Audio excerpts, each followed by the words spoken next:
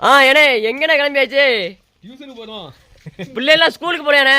இன்னைக்கு கனமழை காரணமாக திருநெல்வேலி மாவட்டம், தூத்துக்குடி மாவட்டம், கன்னியாகுமரி மாவட்டம், தென்காசி இந்த மாவட்டங்கள்லாம் வந்து இன்னைக்கு கவர்மெண்ட் விடுமுறை. இன்னைக்கு தான் நம்ம விவசாய மக்களுக்கு நமக்கும் விடுமுறை. இந்த லீவு நாட்கள்ல அப்படியே டியூஷன்ல போய் நிறைய பாடத்திட்டங்களை படிக்கணுங்கிற ஆர்வம் அக்கறை இப்பதான் வந்திருக்கு. நம்ம அறிவுக்கு இப்பதான் எட்டிருக்கு. ஏன்னா நிறைய பேர் நம்மள கேஸ்றாங்களாம், அதனால கமாண்ட்ல திட்டுறாங்க. அப்படிங்கனால நிறைய பகுத்தறிவு, பொது அறிவு நிறைய விஷயங்கள் எல்லாம் கத்துக்கிட்டு நிறைய பேசணுங்கிற ஆர்வமும் அக்கறையும் எனக்கு இப்பதான் வந்திருக்கு.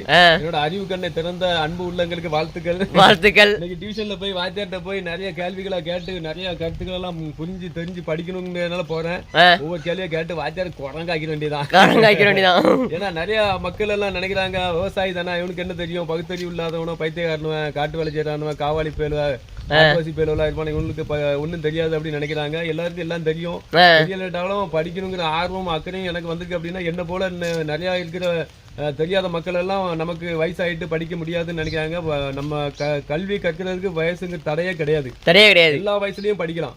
எந்தெந்த வயசுல நம்ம படிக்கணும்னு ஆர்வம் அக்கறை இருந்தா மட்டும் போதும். நிறைய விஷயங்களை கத்துக்கலாம், தொழில முன்னேறலாம், வாழ்க்கையில முன்னேறி மேல்மையடையலாம். அதனால இது நமக்கு ஒரு எடுத்துக்காட்டு என்ன அப்படின்னா, நமக்கு எதிரி இருக்கணும். நம்மள யாராவது நம்மள தாழ்வா எண்ணி பேசுறாங்களா, அவங்களால வாழ்ந்து காட்டுங்கிற வைராக்கியமோ எண்ணமோ ஒரு எண்ணங்கள் நமக்கு உருவாகுது அப்படின்னா நமக்கு எதிரியா பேசுற ஒரு ஆளுகளால மட்டும்தான் முடியும்.